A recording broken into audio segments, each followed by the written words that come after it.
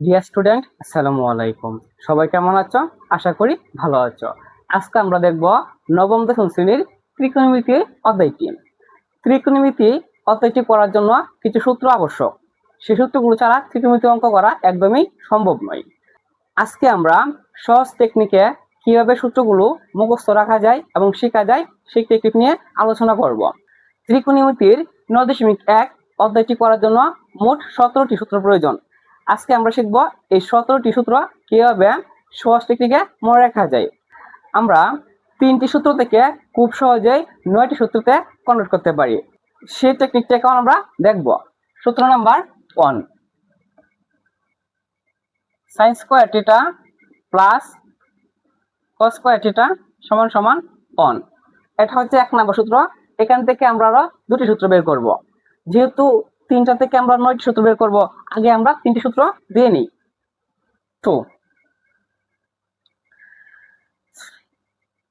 sec square theta minus tan square theta সমান সমান 1 এবং 3 নম্বর সূত্র হচ্ছে cos square theta minus cot square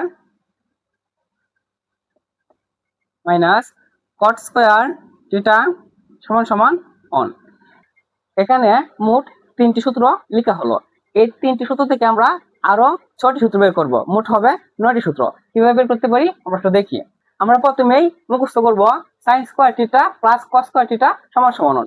এই সূত্রটা মুখস্থ করলে এখান থেকে আরো দুটি সূত্র বের করা যায়। কিভাবে আমরা লিখতে পারি ভাগ sin স্কয়ার থিটা সমান সমান 1 যেভাবে আছে লিখব, এবং এদিকে দেওয়া আছে প্লাস cos স্কয়ার থিটা।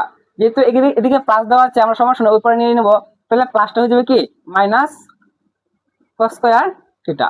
এটা সূত্র নাম্বার 1, এটা সূত্র কি 2। এবং এখান থেকে আবার সেম কাজটা করতে পারি।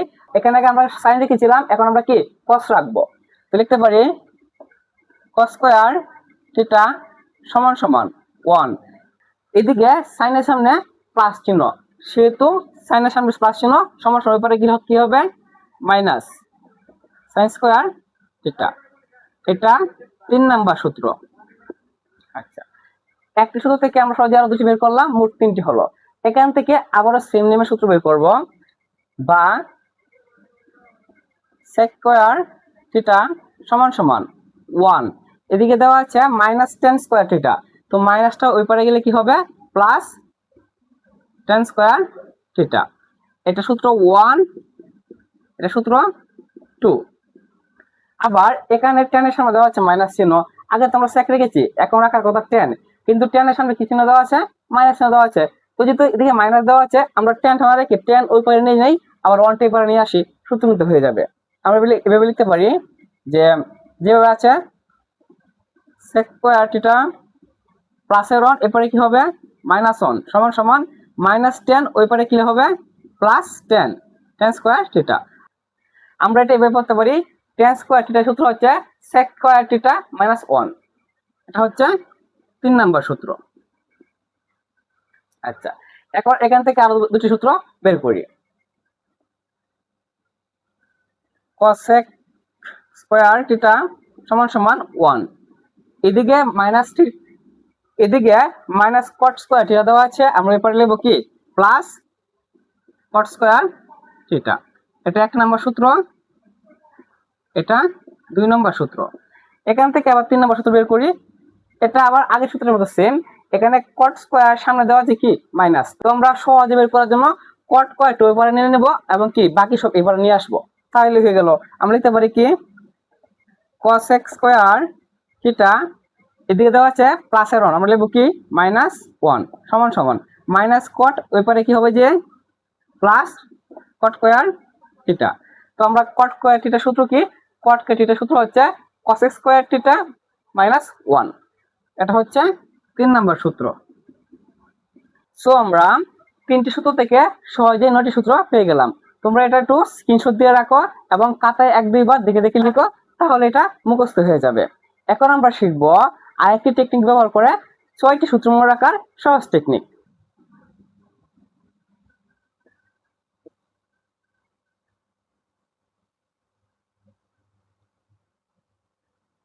এটাকে বলা হয় ষষ্ঠভুজ। আমরা 6টা বাহু দিয়েছি, এটা ষষ্ঠভুজ।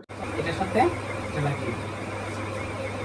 উপর হবে কি সাইন, নিচে হবে কোসেক, এখানে হবে ট্যান, এখানে হবে কট, এখানে হবে কস, এখানে হবে সেক। তো আমরা সাইনের বিপরীত কোসেক, এখানে লিখলাম কি সাইনের বিপরীত কোসেক, কসের বিপরীত সেক এবং ট্যানের বিপরীত কট, এগুলো আমরা লিখে নিলাম এবং মাঝখানে মানটা হবে অন। এখন আমরা সূত্রগুলো লিখি। 1 নম্বর সূত্র, সাইন সমান সমান, লিখলাম সাইন, মাঝখানে অন দেওয়া আছে লিখবো অন, নিচে দেওয়া আছে কি কোসেক, লিখবো কোসেক। 2 নম্বর কোসেকের সূত্র লিখে এখন লিখবো কোসেক। তো উপর দিকে উঠতে গেলে প্রথমে 1 পরে লিখবো 1 বাই উপর দেওয়া আছে কি সাইন, 2 নম্বর সূত্র। তো সাইনের সূত্র হচ্ছে 1 বাই কোসেক এবং কোসেকের সূত্র হচ্ছে 1 বাই সাইন। তেমনি ট্যানের সূত্র লিখি আমরা। 3 নম্বর ট্যান সমান সমান, ট্যান মাঝখানে 1 পাওয়া গেল, লিখবো কি 1, নিচে দেওয়া আছে কট, লিখবো কট। তো ট্যানের সূত্র হচ্ছে 1 বাই কট এবং 4 নম্বর সূত্র আমরা কট লিখবো। তো কটের সূত্র কি হবে, মাঝখানে তো 1 পেয়েছি, লিখবো কি 1 বাই 10। তো 4টা হয়ে গেল। কারণ 5 নম্বর সূত্র কস, কসের সূত্র কি হবে, কস সমান সমান 1 বাই সেক, 1 বাই সেক এবং 6। সেকের সূত্র কি হবে, সেকের সূত্র হবে 1 বাই কস, 1 বাই কস। যদি আমরা এই টেকনিকটা মনে রাখতে পারি অথবা এই চিত্রটা মনে রাখতে পারি, তাহলে সেই সূত্রগুলো সহজে আমরা মনে রাখতে পারবো। সো আগে আমরা শিখেছি 9টি সূত্র, এখন শিখলাম আবার 6টি সূত্র। 9 আর 6 হয়েছে 15টি সূত্র এবং 2টি সূত্র হচ্ছে এক্সট্রা এবং খুব গুরুত্বপূর্ণ, যেহেতু অনেক ইম্পর্টেন্ট সূত্র আমরা স্টার দিয়ে লিখি। স্টার একটা হচ্ছে ট্যানের সূত্র আর একটা হচ্ছে কি কটের সূত্র। ট্যানের সূত্র হচ্ছে সাইন বাই কস এবং কটের সূত্র হচ্ছে কস বাই সাইন। আমরা এটাকে উল্টিয়ে দিয়েছি। ট্যানের সূত্র হচ্ছে সাইন বাই কস এবং কটের সূত্র হচ্ছে কস বাই সাইন। এই মোট হলো 17টি সূত্র।